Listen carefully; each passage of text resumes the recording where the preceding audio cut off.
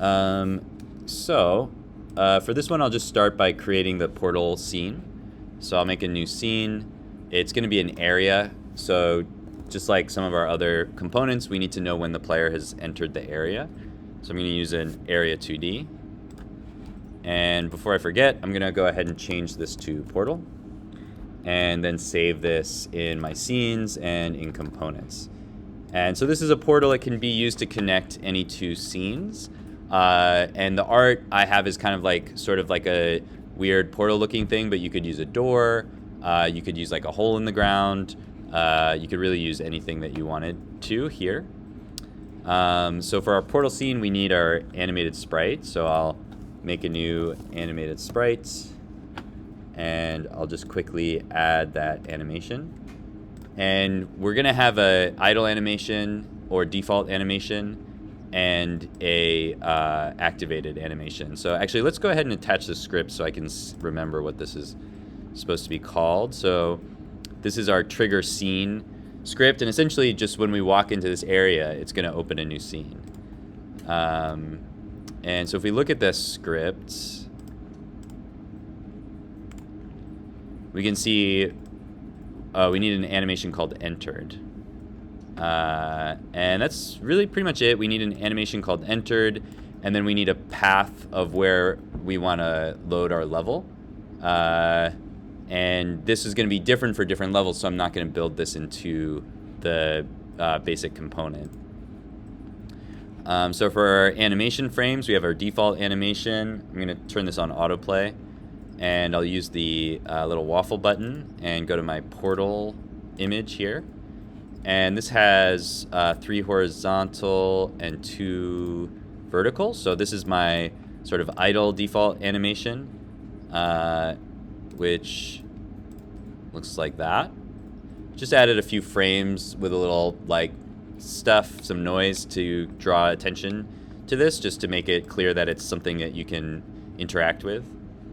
And then I'm going to add an animation, and I'm going to change this to entered. And I want to turn off loop here, just like some of the other animations. It triggers, we want to see the animation before we actually load the level, so we have to wait for this animation to play through. So I'm going to click on the waffle again, go back to the portal, go back to 3 by 2, and then I'll grab those. And I might duplicate these guys, so maybe I'll try to copy and paste so I can get a little bit longer of an animation.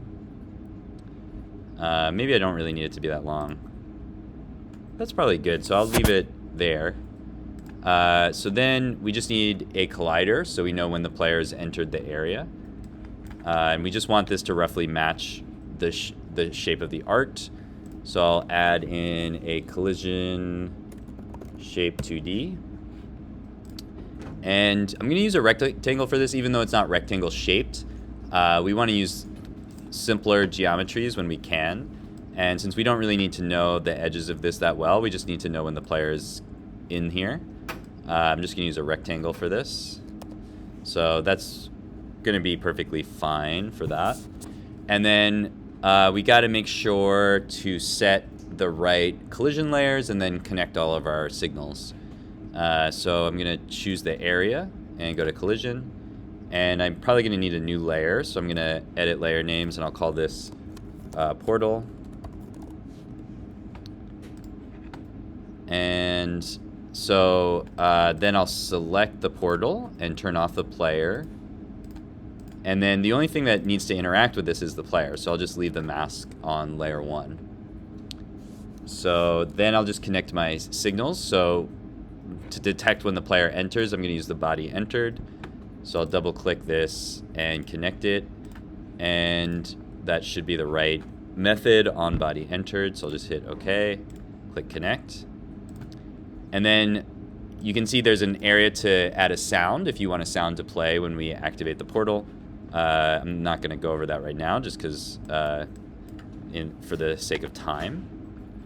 And then we also need to connect our animation so that after the animation plays, that's when we'll load the new level. So I'll go to the animated sprite, find the animation finished signal, and make sure to choose on animation finished and click connect. And then we should see that green arrow there. And so now that should be set up to work. And so now we can throw this into a scene and it should work. We just have to choose what level we want to load. So I'm going to go to my level 1 where I kind of have my cat stuck on this island. And so let's give the cat a way to get off the island. So I'm going to click on the main node and click the instance button and type in portal and open that up. And it's over here, so let's drag it down here. And so we'll just put it right there. And so when we interact with this area, it's going to play the animation, and then it's going to load the level that we choose. So let's choose a level. So I'm going to go to the load level path, and I'm going to go to scenes and levels. And I'm going to open level 3. I never really did anything with level 2, so let's just open level 3. And I think that's all of the steps, so let's go ahead and give that a shot. So I'm going to walk down here and enter the portal, and we see that animation, and then we load level 3. So it's pretty straightforward. Now we're on level 3. I have my cat at the end of the level because I was testing these end level thingies over here. So let's throw the cat back to the beginning of the level, and then we can talk about checkpoints. So I'm going to open up level 3.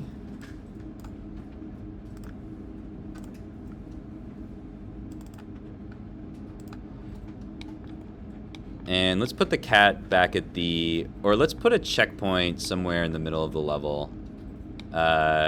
Maybe I'll put one on this little apple thing. Maybe I'll move these apples somewhere. And I'll put my cat somewhere over here to test. Okay. And so I'll add a checkpoint to the middle of the level, or let's just put the cat right here. And my level is not very long. I'm trying to decide where to put this. I'll put the cat right here, and I'll just put a checkpoint maybe up here. It's not really realistic from a game design perspective, but just for testing's sake, we'll do that. And so the checkpoint is going to save the position of the player at a certain point, so that if we die or if we reset the level for some reason, we'll go back to that point. And there's a few things that we need to add to make that work, but the main thing that we need is something very similar to the portal and the end level. So we're just going to use one of the things that we already created, which is the end level little flag guy over here. But I'm just going to make a new component from it that'll be my checkpoint. So to do that, I'm going to go down to my file system, go to components, and I've got my end level scene right here. I'm going to duplicate this, and I'll rename this checkpoint. And so it has its own script and stuff, so I'm going to have to make some changes in here, but the basic setup is pretty much the same. So if I open this up, I've got my art in here already, and it's got idle and entered. And so let's change the name of this. We'll call this a checkpoint, and we're just going to get rid of the script here, and we'll add a different script. But before we can add the script for our checkpoint, we need a global script, because when we reload the scene, we need the data to persist through that change of scene. And the only way to do that is to use a preloaded script. So to do that, I'm going to go to the project settings and go to auto load. And then I'm going to look for a script that's in the main scripts folder called Checkpoints Global. And this is going to add a global script that tracks my checkpoints. And so if we go over to our scripting window, and let's close all of this stuff and open up that script just to take a look at it. It doesn't have a whole lot going on. It's got a spawn position for the player. It's got a name for this current scene, so it can track checkpoints across different scenes. And then it's got a function that will update the spawn position of the player if we reach a checkpoint. And so we're going to connect this through a signal to our checkpoints. And then it has a restart function. If we completely start the game over, we'll just reset the spawn position. So it's pretty simple. So then let's look at our checkpoint and add a script there and see how they fit together. So I'm going to go to the checkpoint node and go to load and go into my scripts and find just the regular checkpoint script. And let's open that up. So this looks very similar to a lot of other scripts we have. When the player enters the checkpoint, we're going to play an animation, and then we're going to send out a signal to save our position. And there's also an area for a sound if you want to add a sound here. So we do have to change the animation name. I didn't use very consistent naming here. What did I call it? I called it entered. Actually, I'll just update this and I'll change the code later, because it makes more sense when we enter the checkpoint. That's when we activate it, and then we have the checkpoint activated here. So that way we don't have to change the animation. It really doesn't matter as long as those two things match, the animation that we're trying to play and the animation that we have in our animated sprite.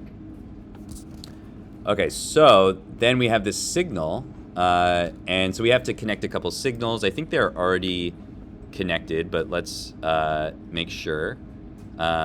So we have body entered is going to go to on body entered. And so that's already connected because I duplicated the scene, but if you hadn't connected that already, just go to body entered and make sure to pick that function and click connect. And we don't need to wait for the animation here because we're not changing the scene or doing anything else. So we're just going to play the animation, but we don't need the animated sprite signal here. So I'm just going to disconnect that. But the checkpoint has a special signal for when it's activated, and we need to connect that to another piece of code that we're going to use inside the scene. So that's the last step for our checkpoints. I'm going to go back to level 3, and we'll take a look at our setup here. So I'm going to add a checkpoint into the scene first, and I'm going to add a node for my checkpoints in case I have a lot of them. So I'm going to go to node 2D. I'll call this checkpoints, and I'll move this up here. And then in there, I'm going to instance a new checkpoint. And then let's find that checkpoint. It's over here. So I'm going to move it right here just for testing's sake. And then we have to connect this checkpoint to another script that doesn't exist yet. So we're going to add, just like we have our scene manager script, now that we're connecting lots of different things together, we're going to add another node for our checkpoint manager.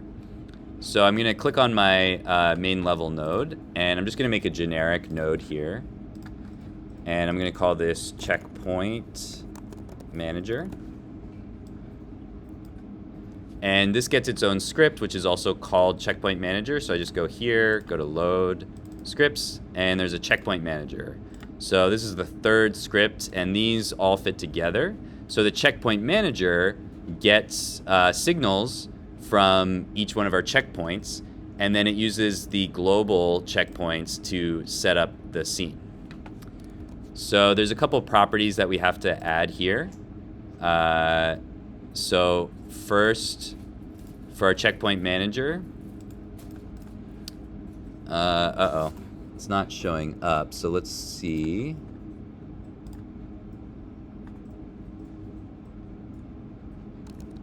So we should be getting a reference to this string in the player, but I'm not seeing that over here, but I don't think we have any errors. Okay, let's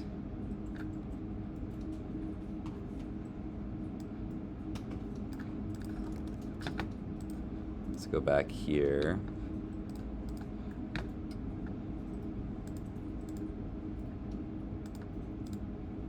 For some reason, it's not showing me those properties. But let's connect our signal, and maybe they'll show up after that. So I'm going to click on my checkpoint, go to nodes, and then I'm going to connect my checkpoint activated signal to the checkpoint manager. And let's make sure... Okay, so we're not getting the script. Okay, so I'm going to try refreshing this. So I'm going to dump this script and then load it again. So go to checkpoint manager. And we're still not getting it. So let's see.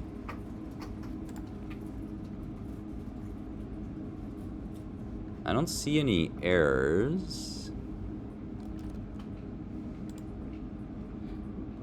Let's make sure we called the checkpoints global. That looks right. Okay. I'm going to try restarting Godot. So I'm just going to quit and start it up again. And okay, now we see those properties. So I'm not sure what happened there, but those properties are back.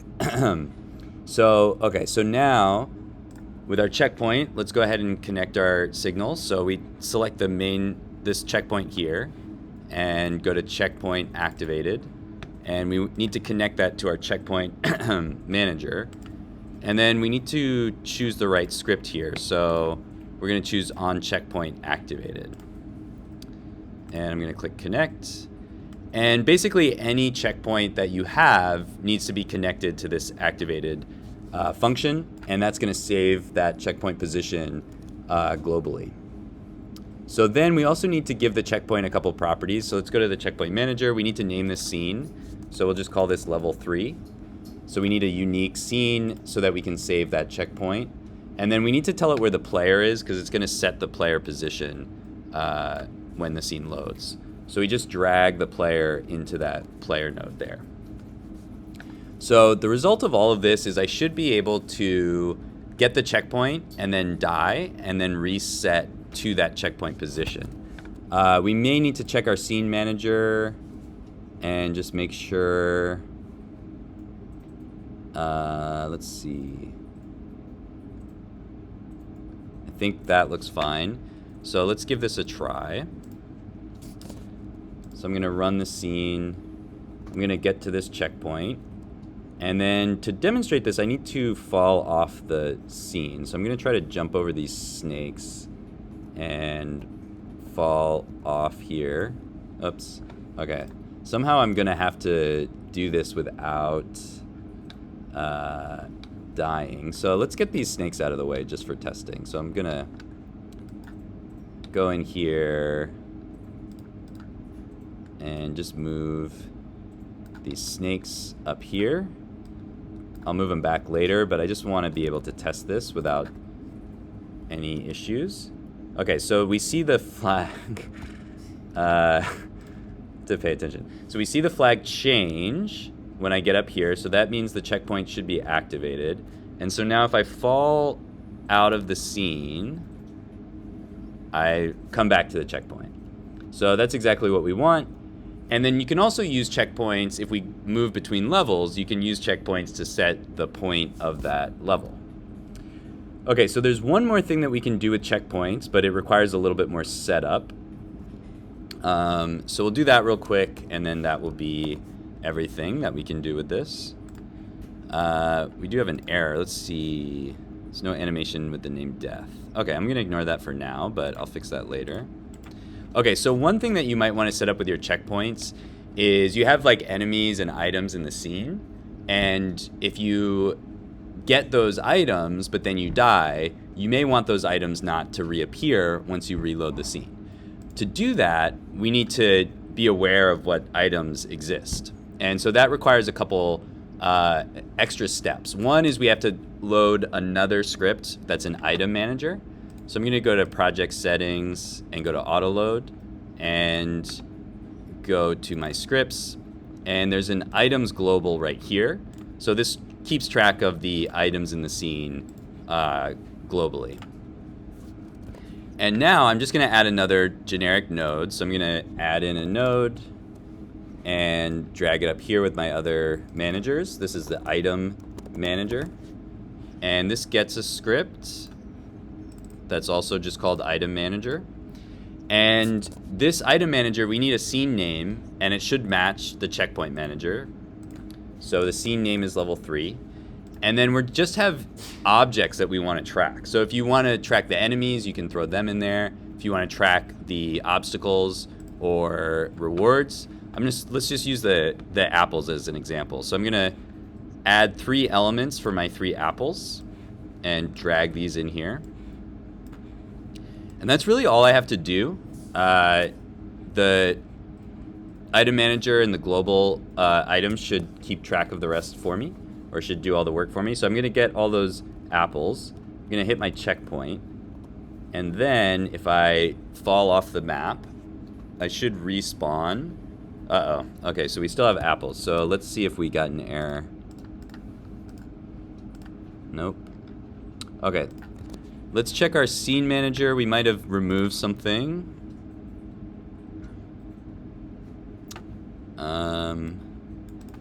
We did take these out, but that shouldn't affect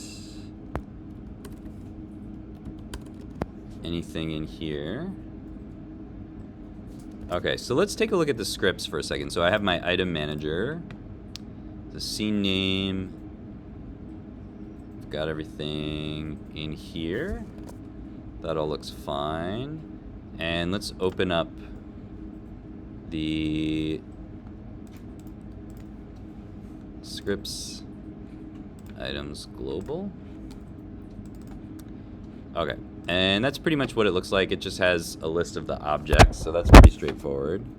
So I might have to debug this a little bit, but let's just try one thing and see if we can figure out.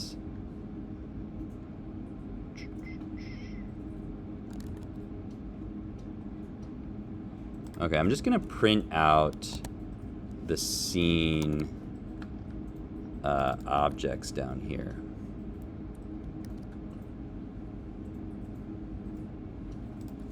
Or I'm gonna print out track objects and scene objects.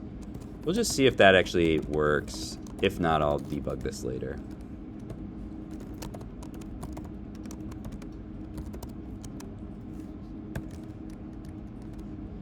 Okay. So let's see. So I do have a bunch of objects, and those are the right ones. Okay. So let's see.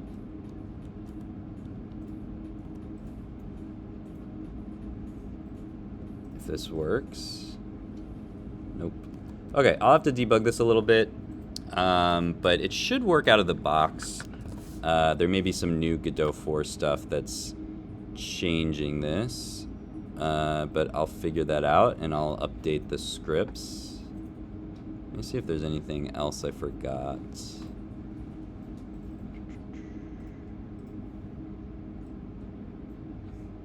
Oh, this is what I forgot. Okay.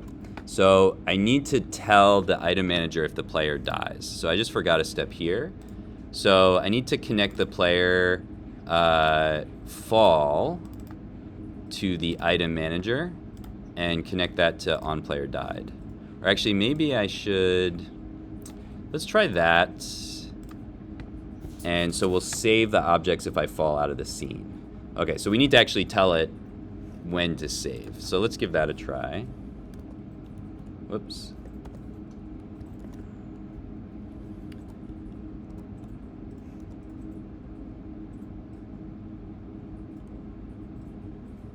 Okay, there we go. So now those apples are gone. So if we want to track the objects and remove them from the scene, if the player's already gotten them, we just have to add in that item manager and then add the items to the list here. And then we also have to tell the item manager when the player dies, and that connects everything together. Okay, that is it for checkpoints and for portals. So I'll add this video, and we can continue with some workshop time.